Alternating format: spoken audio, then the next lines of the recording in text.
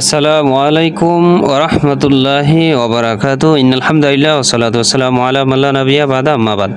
প্রিয় দিনী ভাই বোনেরা, আজ বৃহস্পতিবার 7টি আমল আপনার জীবন পরিবর্তন করে দিতে পারে। আর এই ভিডিওটি আপনি এমনি দেখেননি, আপনার তাকদিরে এসেছে, বা আপনি কোনো সময় হয়তো দোয়া করেছেন যে আল্লাহ আমাকে সঠিক পথ দেখান, সেই জন্যই আল্লাহ তাআলা হয়তো এই ভিডিওটি দেখার তৌফিক দান করেছেন। অথবা এই ভিডিওর মধ্যে এমন জিকির রয়েছে যেই জিকিরটা আপনার পুরা জীবনকে পরিবর্তন করে দিতে পারে, বা আপনার জীবনে এক উন্নতি নিয়ে আসতে পারে, এবং আপনার জীবনে সফলতায় পৌঁছে দিতে পারে এই ভিডিওটা। তাই ভিডিওটি শুরু থেকে শেষ পর্যন্ত দেখুন, মনোযোগ সহকারে শুনুন। ইনশাআল্লাহ আল্লাহ তাআলা আপনাকে কামিয়াবি দান করবে। প্রিয় দিনী ভাই বোনেরা, আজ বৃহস্পতিবার আমরা কিছু সময় এবং কিছু দিন রয়েছে যেগুলোর ভিতরে যদি আমল করি তাহলে অনেক ফজিলত রয়েছে।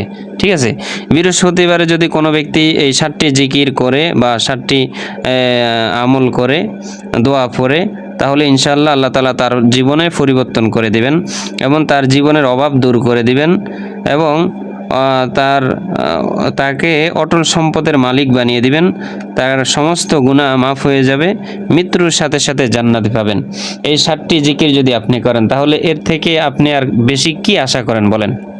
এখন আমাদের জানার বিষয় হলো সেই 7টি জিকির কি। আমি কথা না বাড়িয়েই জিকিরগুলো আলোচনা করছি। বৃহস্পতিবারে ফজরের নামাজের পরে 499 বার লা হাওলা ওয়ালা কুওয়াতা ইল্লা বিল্লাহ এই আমলটি আমরা করব। বৃহস্পতিবার ফজরের নামাজের পরে, কি বলছি ঠিক করে মনোযোগ সহকারে শুনতে হবে। বৃহস্পতিবার ফজরের নামাজের পরে আমরা লা হাওলা ওয়ালা কুওয়াতা ইল্লা বিল্লাহ এটি 499 বার পড়ব, এবং একবার পুরাটা পড়ে নিব, লা হাওলা ওয়ালা কুওয়াতা ইল্লা বিল্লাহি আলিউল আযীম। যদি এটি আপনি বৃহস্পতিবার ফজরের নামাজের পরে যদি আপনি পড়েন, ইনশাআল্লাহ আপনি এটি পড়ার পরে যেই কোনো দোয়া করবেন, আল্লাহ তাআলা আপনার দোয়া কবুল করে নেবে। এখন একটা কথা বলে নেই, এক ব্যক্তি সফরে গিয়েছিলেন। আমি একটা ঘটনা বলি, যে লা হাওলা ওয়ালা কুওয়াতা ইল্লা বিল্লাহর একটা ঘটনা বলি, যে এক ব্যক্তি সফরে গিয়েছিলেন। সফরে যাওয়ার পরে একটা ইবাদতখানায় ঢুকে ইবাদত করতেছে। এমন অবস্থায় তার কিছু মাল সামানা ছিল, বা থলে ছিল, ব্যাগ ছিল। এই থলেটা একজন চোর এসে নিয়ে গেল। পরে সালাম ফিরে তিনি দেখেন যে তার যে ব্যাগ থাকার কথা, বা যে সামানা থাকার কথা, মাল সামানা, সেই থলেটা নাই। পরবর্তীতে তিনি বললেন যে আমার একটা আমলের কথা মনে পড়ে গেছে। সে আমলটি হলো লা হাওলা ওয়ালা কুওয়াতা ইল্লা বিল্লাহ। আল্লাহ পাক এই আমল করার পরে যেই কোনো জিনিস আল্লাহর কাছে চাইবে, আল্লাহ তাআলা পূরণ করে দিবে। আমি সঙ্গে সঙ্গে এই লা হাওলা ওয়ালা কুওয়াতা ইল্লা বিল্লাহর উপরে আমল করতেছি। আমি অসংখ্যবার পড়লাম, মানে হিসাব নাই, অসংখ্যবার পড়লাম। কেউ সেখানে উল্লেখ করেছেন যে তিনি 499 বার পড়েছেন, আবার কেউ বলেছেন 1000 বার পড়েছেন, কেউ বলেছেন 3000 বার পড়েছেন। ঠিক আছে, তো যেটাই হোক, তিনি বলেন যে আমি আমল করার পরে আল্লাহর কাছে হাত তুলে দোয়া করলাম। আমার মুনাজাত শেষ হওয়ার পরে আমি ডান পাশে দেখি এক লোক দাঁড়িয়ে রয়েছে। আমি জিজ্ঞাসা করলাম যে কি খবর তোমার? বলল, আমি এক আগন্ত ব্যক্তি, যে তোমার জন্য কিছু হাদিয়া নিয়ে আসছি, আমি কিছু হাদিয়া নিয়ে আসছি। তো তিনি আমাকে একটা থলে দিল। থলে খুলে আমি দেখলাম যে থলের ভিতরে সব স্বর্ণ আর মুদ্রা, দিরহাম। সুবহানাল্লাহ। অর্থাৎ এর থেকে আমরা শিক্ষা নিতে পারি যে লা হাওলা ওয়ালা কুওয়াতা ইল্লা বিল্লাহর আমল এত গুরুত্বপূর্ণ, এত ফজিলতপূর্ণ, এটা আপনাকে বলে শেষ করতে পারবো না আমি। আমার অন্য ভিডিওতে এই লা হাওলা ওয়ালা কুওয়াতা ইল্লা বিল্লাহর আমল দেওয়া আছে, আপনি সেখানে শুনে নিতে পারেন কি কি ফজিলত। তাহলে বৃহস্পতিবার ফজরের নামাজের পরে আমরা 499 বার লা হাওলা ওয়ালা কুওয়াতা ইল্লা বিল্লাহ পড়ব ইনশাআল্লাহ। পড়ে আপনি রিজিকের জন্য দোয়া করেন। রিজিক আল্লাহ তাআলা অটল সম্পদের মালিক বানিয়ে দেবেন। যেন তিনি বলেন যে এত সম্পদ দান করবেন যে তোমার কখনো তুমি অন্য কারো কোনো ব্যক্তির মুখাপেক্ষী যেন হতে না হয়। অর্থাৎ আপনি অন্য কারো মুখাপেক্ষী হতে হবে না, তিনি এমন সম্পদের মালিক বানিয়ে দিবেন। দেখেন, আপনার কাছে যদি 10 কোটি টাকা থাকে তাহলে আপনি ধনী লোক, কিন্তু কোনো ব্যক্তি আপনার থেকে 20 কোটি পাইবে, তাহলে কি আপনি ধনী লোক? ধনী লোক না, কারণ আপনি তো ধ্যানা রয়েছেন, আপনি গরিব। এজন্য সকল কিছু আল্লাহ তাআলার পক্ষ থেকেই হয়, যা আমরা আমাদের নিয়তের জন্য, ভালো নিয়তের জন্য আমরা এটির উপর আমল করতে পারি। এবং ফজরের নামাজের, বৃহস্পতিবার ফজরের নামাজের পরে আমরা আয়াতুল কুরসি 3 বার পড়ব।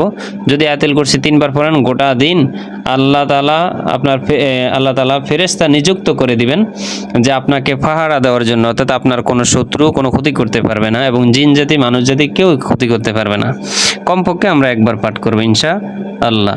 এরপরে আমরা সাইয়্যিদুল ইস্তিগফার পড়ব। যদি আমরা বৃহস্পতিবার ফজরের পরে সাইয়্যিদুল ইস্তিগফার পড়ি, দিনে যদি আমরা বৃহস্পতিবার দিনে যদি মারা যাই, তাহলে রাসূল সাল্লাল্লাহু আলাইহি ওয়াসাল্লাম বলেন বিনা হিসাবে সেই ব্যক্তি জান্নাতে যাবে। আমরা প্রত্যেকেই চাই, দেখেন, আমরা যারা আমল করি অথবা করি না, যারা নামাজ পড়ি অথবা পড়ি না, যারা ভালো কাজ করি অথবা করি না, আমরা প্রত্যেকেই চাই যেন আমি মরার পরে বিনা হিসাবে আল্লাহ তাআলা আমাকে জান্নাত দান করেন। তো আপনি সাইয়্যিদুল ইস্তিগফার পড়বেন, আল্লাহুম্মা আনতা রাব্বি লা ইলাহা ইল্লা আনতা খলাকতানি ওয়া আনা আবদুকা ওয়া আনা আলা আহদিকা ওয়া ওয়াদিকা মাসতাতাতু আউযু বিকা মিন শাররি মা সানাতু আবু লাকা বিনিমাতিকা আলাইয়া ওয়া আবু বিজামবি ফাগফিরলি ফাইন্নাহু লা ইয়াগফিরুয যুনুবা ইল্লা আনতা। এটার উপরে আমল করেন, ইনশাআল্লাহ আল্লাহ তাআলা আপনাকে হায়াতের ভিতরে বরকত দান করে দিবেন ইনশাআল্লাহ। যদি মারা যান তাহলে বিনা হিসাবে তো আপনি জান্নাতে যাইতে পারবেন।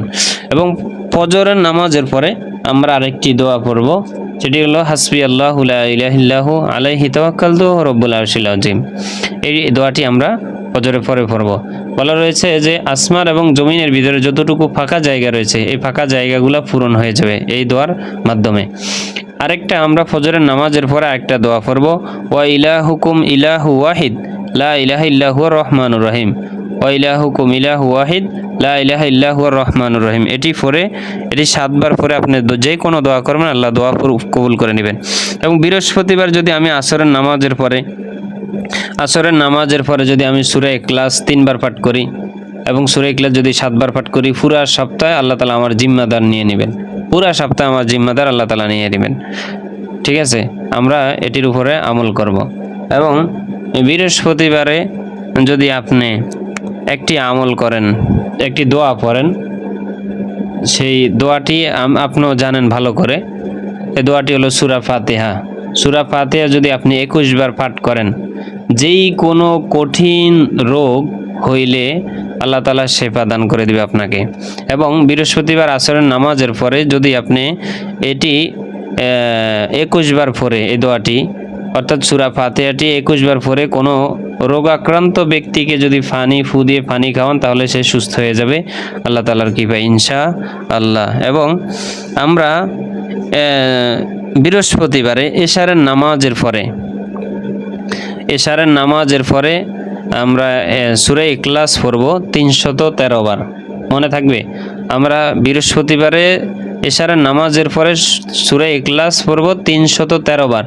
যে কোনো ব্যক্তি যদি সূরা ইখলাস 313 বার পাঠ করে বৃহস্পতিবার এশারের নামাজের পরে, আল্লাহ তাআলা তার সংসারে অটল সম্পদ দান করবেন।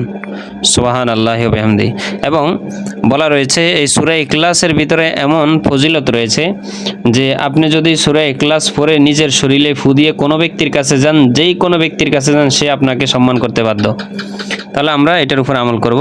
বৃহস্পতিবারে মাগরিবের পরে আমরা 4টি জিকির করব, সুবহানাল্লাহ, আলহামদুলিল্লাহ, লা ইলাহা ইল্লাল্লাহ, আল্লাহু আকবার।